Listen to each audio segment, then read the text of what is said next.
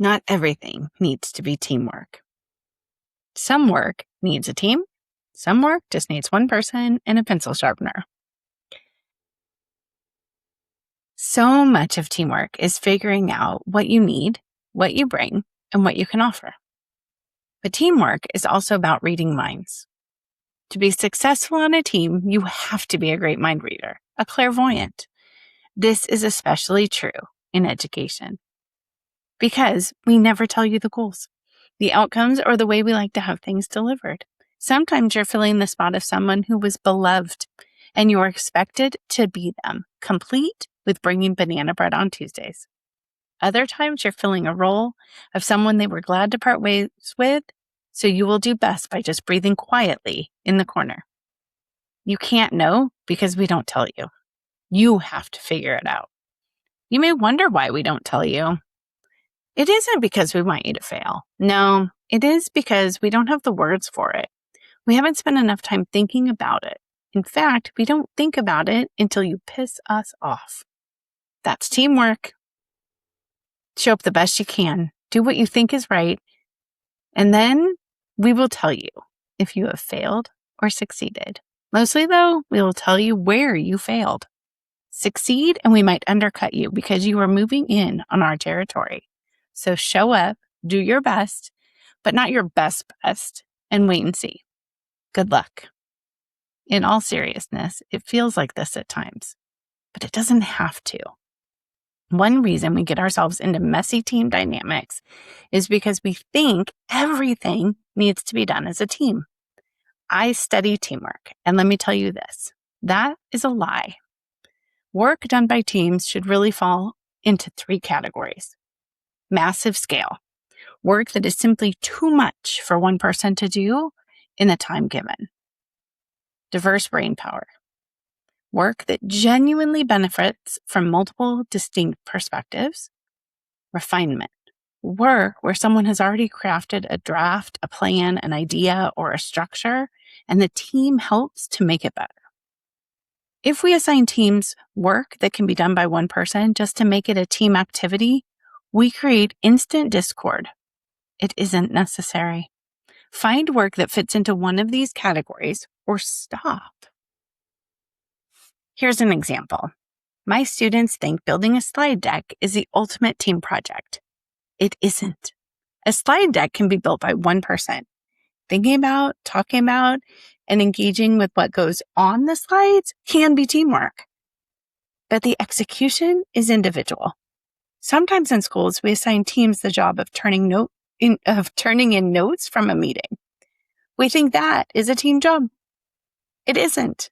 Turning in notes from a meeting is a one-person job. One person takes the notes, one person sends the email. If they suck at note-taking, they should get better. Having someone else proofread the notes before submitting it isn't teamwork either. That is just helping. Once a teammate and I actually did take team notes. I would sit on the couch in my 4th grade classroom and type into a shared document. If I spelled something wrong or made a typo, my teammate was right there to fix it in real time. It felt awesome. Please read that with sarcasm. But notice the difference between that and planning a massive event. When you host a large group of people, that is real teamwork. You decide on the themes, the agenda, the decor, and the plan together. Then you look at who has the skills and desires and you let them run with different elements. You come back together to talk about how it all connects, determine what success looks like, and communicate that to the entire group. You let people voice what excites them, what makes them nervous, and what they have never tried before. You decide who gives feedback and who provides backup if someone gets stuck. Then you execute. In school, this can look like planning a unit, hosting a reading event, or differentiating instruction for a group of students. Not sharpening pencils. That is not teamwork. That is a task. We do not need 4 adults gathered around the electric sharpener discussing pencil readiness, workflow, and shared accountability. We need one person to sharpen the pencils, maybe 2 if the sharpener jams and someone has a paperclip. This is where we get ourselves into trouble. We dress up simple tasks as collaboration and then wonder why everyone is annoyed. I wonder how many people right now in schools and businesses across the country are forcing collaboration on activities that are actually individual tasks, cosplaying as teamwork. It makes all of us hate teams. We've got to stop. This doesn't mean we have to go it alone. Getting help, talking through ideas, and dividing up work are excellent things to do, but they aren't inherently teamwork. There are distinct levels of trust hiding in how we collaborate. Helping. I trust you to help me, to assist me. Collaborating. I trust you with my ideas. Co-creating.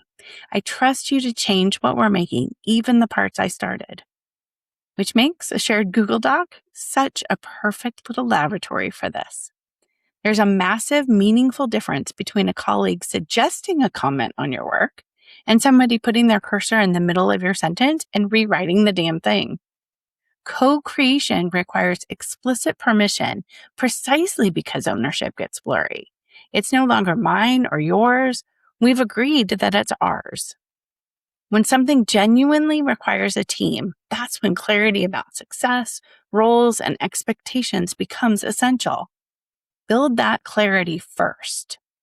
No mind reading required.